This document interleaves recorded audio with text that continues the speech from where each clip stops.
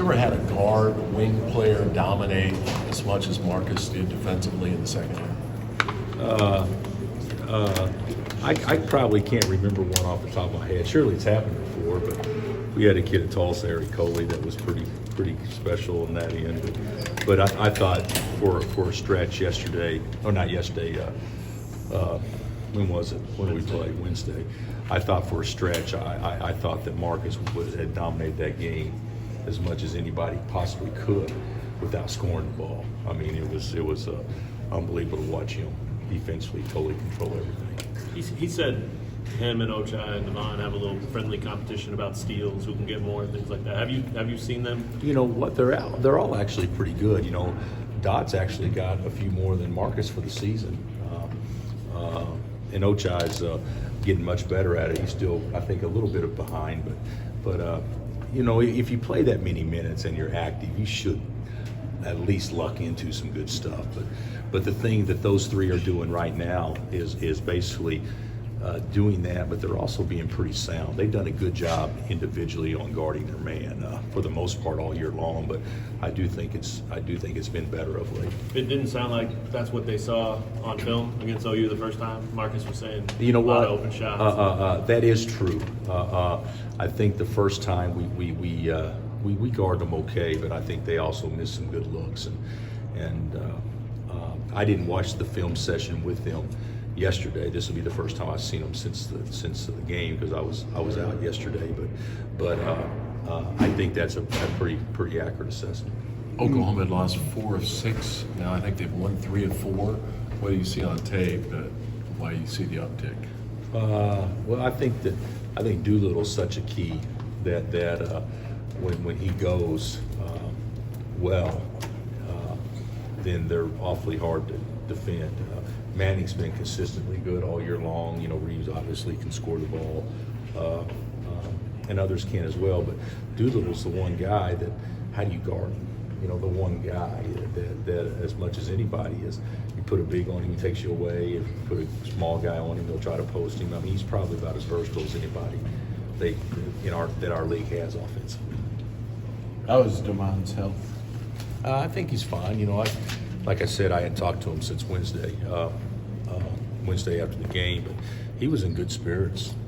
I was really proud of him. I thought he hung in there, and you know, I didn't play him the whole time. I only played him 37 instead of 40, but I thought that he was good, and based on the reports I've got, that he hasn't had any setbacks. What do you see the role of rebounding against OU? Either end. Well, I mean, it's a game in which we should be a lot better rebounding the ball than what we showed against Baylor and against West Virginia. You know, the two best rebounding teams in our league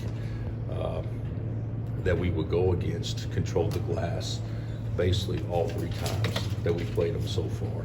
Other than that, we've actually been pretty good rebounding the ball. People will look at Doak and say, well, they're huge. No, this is about as small as you can possibly play. So we got to be a little scrappier. But you know, winning a battle on the boards is not good enough. Just like I think Lon would say that. I mean, it's you know, we need to become more dominant and more convincing in that area than what we have been. What did you make of the way West Virginia guarded Devon out on the perimeter? It seemed like they were giving him a lot of space to shoot. Yeah, they did. But you got to understand something. Devon hadn't put on a uniform or hadn't put on shoes since what was it, Saturday? So you know, and we didn't say anything about it. So I do think I welcome people guarding him that way. But it was a bad day to guard him that way because he had absolutely no rhythm, especially the first half. Coach, every road win's important, but when you're in such a tight race, does Wednesday's game win me a little bit more? Well, yeah. Every road game is important, and they all add up the same. But I think that Wednesday's game, in the manner in which we won, where we weren't very good offensively for the vast majority of the game, even though the last 2 minutes we were pretty good, I think you know, gives some credibility that you don't have to play great to win as long as you lock in and guard. That's back-to-back holding opponents to 40s on the road. Yeah, I mean, that's pretty good. Yeah. You know, I haven't heard I'm not going to give us credit yet that we're the best defensively that we've been, because I think there's been some teams that are sounder than this one. But I do think statistically, if you look at it, you would think that it'd be hard pressed to say that anybody up until this stage is probably statistically guarded better than this team. Bill, with Marcus going up there, can you explain the process, just how you decide who goes up there, what the process is? There's not an exact deal on who goes up there, but if you're the MVP of a Final Four, you're the Big 12 Player of the Year, you're a lock, or you're a first-team All-American. And so Marcus was a lock as soon as he was named, Big 12 Player of the Year. Now there could be some scenarios that nobody may fit those criteria, but 2 years as a second or third team All-American, stuff like that. That's still pretty impressive. But it's more of us discussing in the real thing what their value meant to the school and to our program during the time in which they were here. And certainly you can make a strong case that if this was a Hall of Fame, he would be a first ballot guy without question. Where are you at with like midweek rest and that portion of your schedule and season with this group? I would say that I actually think we're okay. Now, I would say let's just get through Monday. And I'm not talking about win Saturday, win Monday. I'm not saying, but just from a fatigue standpoint, because to me it looks like then the break occurs where you can actually catch your breath. Wednesday at West Virginia, get home at 2:30. Saturday, 11 a.m. And then Monday on a short deal. I mean, you can obviously make a case for us and anybody else that played on Wednesday, West Virginia. It's one thing to play Wednesday, Saturday, but Wednesday, Saturday, Monday is a little bit different. Like we played, Saturday, Monday, Saturday, Wednesday. There's enough space, but Wednesday on the road at West Virginia, 11 a.m. Saturday, and then turn around and play Monday. That's about as hard or as tiring as what our league schedule can offer. Are you happy with Moss? Yeah. Why wouldn't I be happy? I think he's a great kid, and I was happy with his play too. So he's the last two games. I was just told that because I was reminded that we made 4 threes, I believe, the last 2 games total in each game, and he's made 6 of them, 3 of the 4. So yeah, I mean it's ridiculously poor how we shot the ball beyond the arc, but also you can look at it. But thank goodness we have him because he's bailing us out. Is it needless to say he's a green light guy all the time? Yeah, well, he has been the whole year. If he's open, he's supposed to shoot it, and he's the one guy that would have it more than anybody else on our team, without question. Do you think he understands that? I actually do. Yeah, I actually do. And certainly based on practice, every time he touches, it seems like it's going up. So I do think that he understands that. I also believe he can become a better post feeder. Guys are going to guard him. He should be able to get the ball to Doak, and that's just something that we have done a poor job at all year long. And we've got to somehow get better the last quarter of the season. Isaiah said he had the most fun after the game. I think so too. Yeah. I thought he was really excited. I think he's helped us win some games, but I think deep in his core he knew that he was responsible, playing a huge role in us winning that game the other day in a hard game.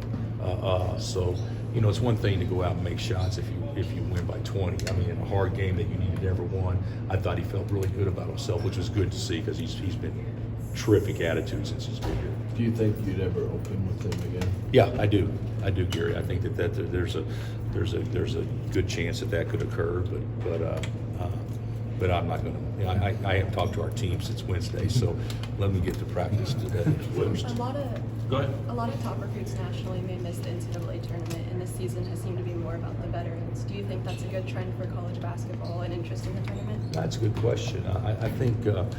I don't know if I still think the way our world markets people, they still market individuals in large part.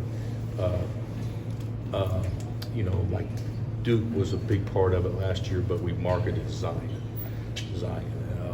And there's been other things that it's good to have those players that are highly marketable. But you look at Frank and Devontae compared to Trey Young, or compared to some of the freshmen out there, you're not going to have upperclassmen get that type of attention or look at the kid from Dayton, Obi Toppin. He's got a ton of attention, but not like some of those other guys have gotten. So I think we need both, to be honest with you. I think individual players help promote the sport, and then the best teams help promote the sport as well. But I think we need both. The last time we talked to Christian, he was talking about teams guarding him differently after he got hot there for a little stretch, running him off the line. What do you want to see from him adjusting to that idea? Well, I think he needs to be a good shooter for us, and I think he is. But one reason why we hadn't made a lot of threes is he hadn't shot any. I mean, it's not like he shot poorly; he hadn't shot any. What's he shot, like one the last 3 games or something like that? So it's hard to have a sample size big enough. So we talked about that. People are going to guard you differently. You got to figure out a way to play, and the way we play isn't always conducive to a guy like Christian or Isaiah coming down and we're just going to run a play to get them a shot. Because the way we play is playing downhill and trying to open up as many driving lanes as possible. So we probably could do a better job of doing both. But I think that he should be more of a recipient from others right now, and you can look at it different ways. Well, he's not getting as many looks. Well, maybe that's because they're pressing out on him. Well, if they're pressing out on him, that opens up more lanes to drive. So, he can be effective and still yet not shoot the ball for us. Is it exciting to have a new member of the family? It is exciting. That's where I was yesterday. So it is exciting to have Phoebe Lynn, all 7 pounds and 9 ounces of her, with us, and so certainly that was a big treat getting the chance to meet her yesterday. Ella handling it all right? Ella's been a good big sissy so far. So far, so good. All right, It is early. Coach. All right, guys.